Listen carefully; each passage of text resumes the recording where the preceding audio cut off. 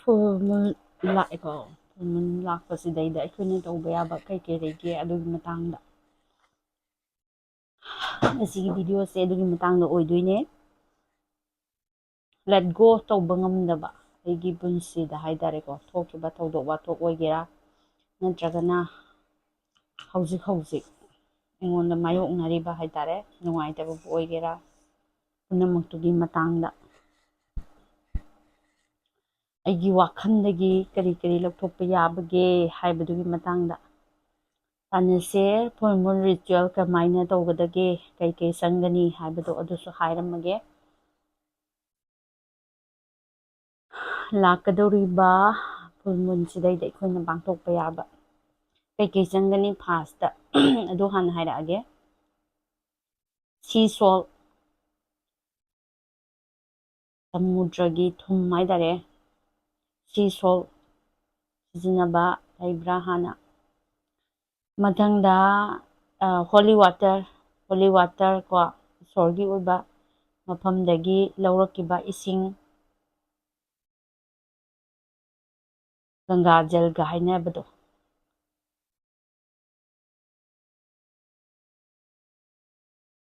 ꯅꯠꯇ꯭ꯔꯒꯅ ꯑꯩꯒꯤ ꯁꯤꯗꯩꯗ ꯃꯨꯁꯂꯤꯝꯁꯨ ꯑꯗꯨꯝ ꯌꯥꯎꯋꯤꯗꯅꯀꯣ ꯑꯌꯥꯝꯕꯅ ꯖꯝ ꯂꯩꯗꯅ ꯍꯣꯂꯤ ꯋꯥꯇꯔ ꯑꯗꯒꯤ ꯑꯩꯈꯣꯏꯒꯤ ꯃꯩꯇꯩꯒꯤꯗ ꯍꯥꯏꯔꯒꯅ ꯂꯥꯏꯐꯝꯂꯦꯟꯁꯤꯡꯗꯒꯤ ꯃꯔꯨꯑꯣꯏꯕ ꯂꯥꯏꯐꯝꯂꯦꯟꯁꯤꯡꯗꯒꯤ ꯄꯣꯔꯛꯄ ꯏꯁꯤꯡꯁꯤꯡꯗꯣ ꯀꯧꯕ꯭ꯔꯨ ꯂꯩꯈꯥ ꯍꯥꯏꯔꯁꯨ ꯑꯗꯒꯤ ꯄꯨꯔꯨꯞ ꯁꯧꯕꯤ ꯍꯥꯏꯔꯁꯨ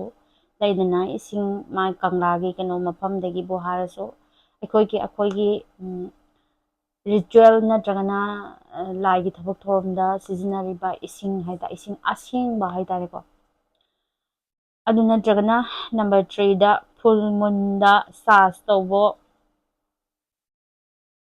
ꯃꯨꯟ ꯋꯥꯇꯔ ꯂꯩꯕ꯭ꯔꯥ ꯑꯗꯣ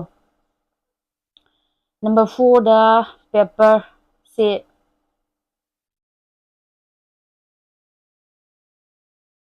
ꯕ꯭ꯂꯦꯛ ꯄꯦꯟ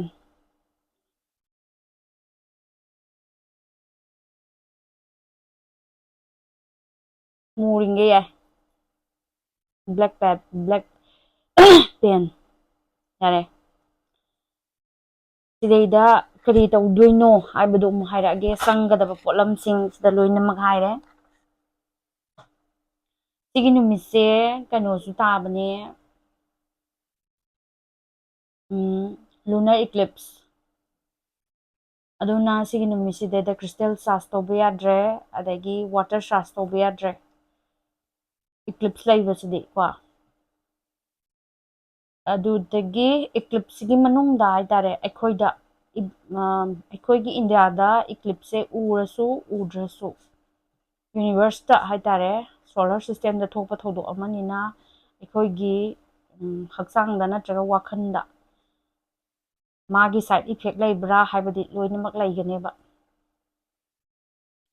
ꯑꯗꯨꯕꯨ ꯑꯩꯈꯣꯏꯗꯒꯤ ꯍꯥꯏꯇꯥꯔꯦ ꯔꯤꯂꯤꯁ ꯇꯧꯕ ꯉꯝꯗꯕ ꯁꯤꯆꯨꯋꯦꯁꯟ ꯑꯣꯏꯒꯦꯔꯥ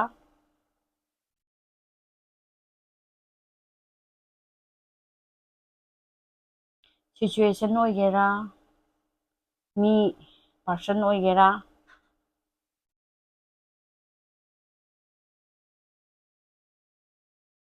ꯑꯗꯒꯤ ꯑꯩꯉꯣꯟꯗ ꯍꯥꯟꯅ ꯊꯦꯡꯅꯔꯛꯈꯤꯕ ꯍꯥꯏꯇꯥꯔꯦꯀꯣ ꯀꯔꯤꯒꯨꯝꯕ ꯍꯤꯔꯝ ꯑꯃꯒꯤ ꯆꯥꯏꯜꯍꯨꯗ ꯇ꯭ꯔꯣꯃꯥ ꯑꯣꯏꯒꯦꯔꯥ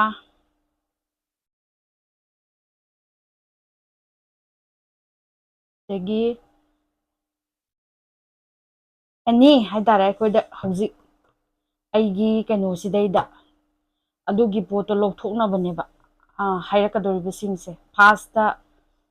ꯁꯤꯒꯤ ꯄꯣꯠꯂꯝꯁꯤꯡꯁꯦ ꯆꯪꯉꯅꯤ ꯍꯥꯏꯕ ꯑꯃ ꯍꯥꯏꯔꯦ ꯐꯥꯔꯁꯇ ꯀꯩꯅꯣ ꯅꯣꯡꯉꯥꯜꯂꯛꯄꯒ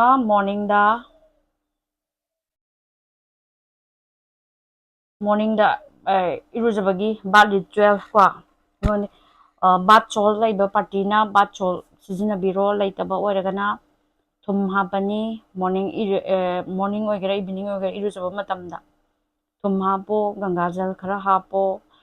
ꯔꯣꯁ ꯄꯦꯇꯜ ꯍꯥꯞꯄꯣ ꯔꯣꯁ ꯀ꯭ꯋꯥꯠ ꯂꯩꯔꯒꯗꯤ ꯉꯥꯏꯍꯥꯛꯇꯪ ꯔꯣꯁ ꯀ꯭ꯋꯥꯠꯇꯨꯒ ꯍꯥꯏꯇꯥꯔꯦ ꯁꯤꯖꯤꯟꯅꯒꯗꯕ ꯄꯣꯠꯂꯝꯁꯤꯡꯗꯨꯒ ꯆꯥꯔꯖ ꯇꯧꯔꯣ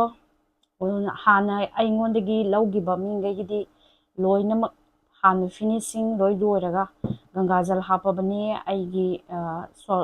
bath sol du daida rose water rose quad ki kano tambal hapabani charge tawduda loinamak yawgrabane sidaida hariba khudimakse ko degi moon water ke ka loinamak hapabani adudaida haitare irujabagi matamdudaida thum chakra hapiro aduga polam singse lairagadi hapo aduga aigi isada lairamba haitare ko aigi isada lairamba kanodudaida wakhan pukningda lairiba awaba nungaitaba khudimak haitare release tawthokpikro kare heaviness oiba wakhanda happiness oiba polam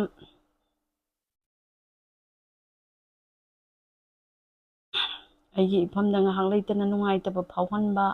natragana ifamda kano tawba piriba energy khudimak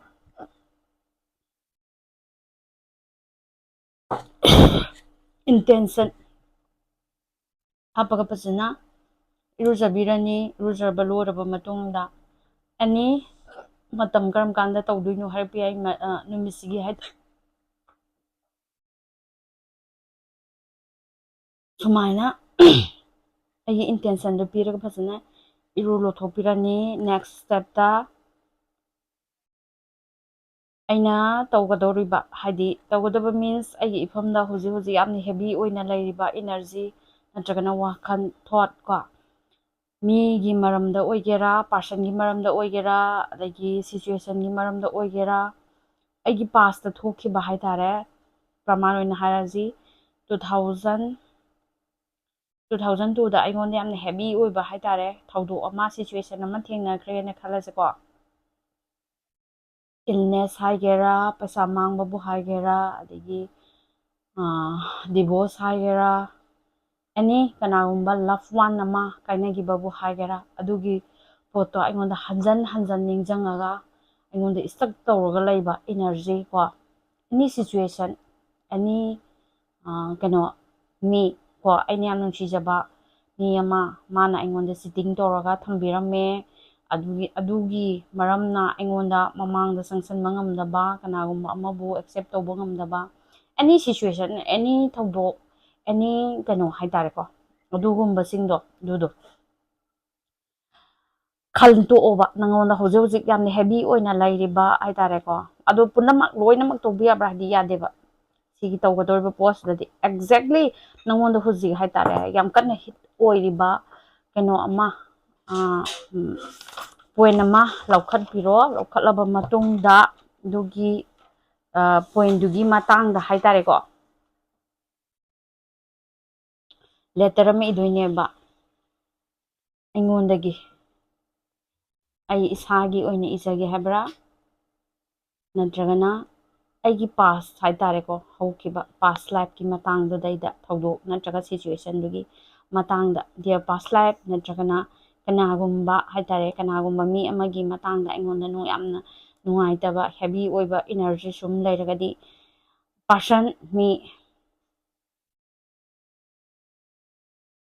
person dugi maming ibirani aduga leigiba situation dudaida leigiba nangonda thokiba haitare thawdok wathokjingdo in details toina ithoba letter ama ibagi type ta any matam dudaida mana nangonda piramba nungaitaba thawdok thokiba thawdoktana maram oiraga nangonda hanjan piriba nungaitaba khudimak loinamak ithokpiro ithoaba matungda intention se kamaina mathang next ta kai laktoino iriba khudimakto adugi mafamdudaida ngasi haiba numitagi ko mangonda leigiba intention situation duda leikiba kawba ngamdana aingonda ngahak leitana hit tawriba khudimakto loinamak haitare fajana ithokpiraba matungda mai thadokpikro aduduga relax mode laaba matungda haitare 30 minutes kumbadi sangani isaje meditation mode poro ꯑꯗꯨꯒ ꯔꯤꯂꯤꯁꯤꯡ ꯍꯥꯏꯇꯥꯔꯦ ꯇꯧꯈ꯭ꯔꯕ ꯃꯇꯨꯡꯗ meditation ꯃꯣꯗꯇ ꯐꯖꯅ ꯐꯝꯃꯕ ꯃꯇꯨꯡꯗ ꯂꯩꯔꯝꯕ ꯉꯁꯥꯏ ꯏꯈꯤꯕ ꯄꯨꯝꯅꯃꯛꯇꯣ ꯅꯪꯒꯤ ꯅꯐꯝꯗꯒꯤ ꯇꯞꯅ ꯔꯤꯂꯤꯁ ꯇꯧꯈꯤꯕꯗꯣ ꯑꯗꯨꯗꯣ ꯎꯔꯛꯑꯣ ꯐꯥꯔꯁꯂꯤ ꯀꯩꯅꯣꯝ ꯍꯥꯏꯔꯝꯗ꯭ꯔꯦ ꯀꯣ ꯃꯐꯝ ꯅꯪꯅ ꯇꯧꯒꯗꯕ ꯃꯐꯝꯗꯣ ꯐꯖꯅ ꯀ꯭ꯂꯤꯟꯁ ꯇꯧꯊꯣꯛꯄ ꯑꯃ ꯗꯔꯀꯥꯔ ꯑꯣꯏꯀꯣ ꯍꯥꯏꯕꯗꯤ ꯅꯨꯃꯤꯠꯇꯨꯒꯤ ꯑꯣꯏꯅ ꯊꯨꯝ ꯍꯥꯞꯄꯒ ꯐꯖꯅ ꯏꯃꯨꯡꯗꯨꯃ ꯂꯣꯏꯅꯃꯛ ꯋꯥꯏ ꯇꯩꯊꯣꯛꯑꯣ ꯑꯗꯨꯒꯤ ꯃꯇꯨꯡꯗ ꯉꯁꯥꯏꯒꯤ ꯃꯨꯟ ꯋꯥꯇꯔ ꯂꯩꯔꯒꯅ ꯃꯨꯟ ꯋꯥꯇꯔꯗꯨ ꯁ꯭ꯄ꯭ꯔꯤꯡꯀꯜ ꯇꯧꯔꯣ ꯑꯗꯒꯤ ꯍꯣꯂꯤ ꯋꯥꯇꯔ ꯂꯩꯔꯒꯅ ꯍꯣꯂꯤ ꯋꯥꯇꯔꯗꯨ ꯇꯧꯔꯣ ꯑꯗꯒꯤ ꯁꯦꯁ ꯂꯩꯔꯒꯗꯤ ꯁꯦꯁꯇꯣ ꯀ꯭ꯂꯤꯟꯖꯤꯡ ꯇꯧꯊꯣꯛꯑꯣ ꯙꯨꯞ ꯊꯥꯔꯣ ꯃꯐꯝꯗꯣ ꯅꯪꯅ ꯇꯧꯒꯗꯧꯕ ꯃꯐꯝꯗꯣ ꯑꯗꯨꯒ ꯅꯪꯉꯣꯟꯗ ꯂꯩꯕ ꯍꯥꯏꯇꯥꯔꯦ ꯑꯦꯅꯤ ꯍꯦꯚꯤ ꯏꯅꯔꯖꯤ ꯍꯦꯚꯤ ꯊꯣꯠ ꯑꯗꯨ ꯃꯌꯥꯝꯗꯣ ꯔꯤꯂꯤꯁ ꯇꯧꯊꯣꯛꯈ꯭ꯔꯣ ꯌꯥꯔꯦ ꯂꯧꯊꯣꯛꯄꯩ ꯁꯔꯨꯛ ꯂꯣꯏꯈ꯭ꯔꯦꯀꯣ ꯑꯗꯨꯒꯤ ꯃꯇꯨꯡꯗ ꯑꯗꯒꯤ ꯅꯨꯃꯤꯠꯁꯤꯗꯩꯗ ꯍꯥꯏꯇꯥꯔꯦ ꯑꯩꯈꯣꯏꯒꯤ इक्लिप्स थोप नुमिसे अखोइदा अप डाउन लेगनेबा एनर्जीसे अदम अदगी नो इक्लिप थोइङै मतमदा अखोइदा साबा चिंजाकसे अखोइदा फत्ते हायबा हक्सांगदा कानाबा ओइदबदो पॉइजन ओइना ओइहनबा हाइतारेको अदुगी मतमदुदैदा अयामना इक्लिप थोइङै मतमसे अखोइगी ईश्वरगी मिंखै सोनबा अदगी ईश्वरगी कनो ताबा सिगी पोसे कानाबा फंगे हाइदना हाय मीन्स लाइरिबा सोलर सिस्टम नत्रगन यूनिवर्स के मफमदा लाइरिबा हेवी एनर्जी से आइगी इफमदा यौतनबा को यामना सॉफ्ट ओइबा म्यूजिक अमा थारो थारगा फसना मफमदुदैदा इंटेंशन खुदिमकतु पीरगा नंगी मेडिटेशन तौरो नुमितुमदि फजाना को अदुगा नसागी रिलैक्स मोड ता लेहल्लो नंगी इनर पीस फंगनबा हाइतारे नंगना करी तौबदा नुंगाइजबगे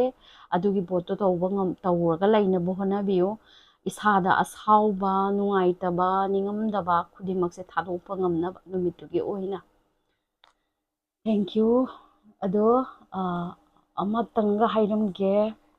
कनो हाइतारे अखोगी हिंदू धर्मदा थाजबा मी ओइरगना ओम नमो भगवते नमो नारायण नमः अदुगी मंत्र से जाप तब कानानी हरे कृष्णा अदुगी जाप तब कानानी अदुमाइना मैतैदसु लैरिदना को अखोइगी साना कनो तौजबा इबुदोगी मिंगलेन याम लैखरे अदुदैदा इसाना खुदाजबा अदगी इमा लाइमरेनगी मिंखै म्याम लैखरे मखोगी मफमदगी ख्वाइदगी थाजजबा अमगी मफमदा इसागी ओइबा वाखलोंदो नत्रगना आइगी लैरिबा सिचुएशनदो मोगी मफमदा हाइतारे साइलेंडर मोड ता थंबियो अदुमाइना तौबियो थैंक यू ऑल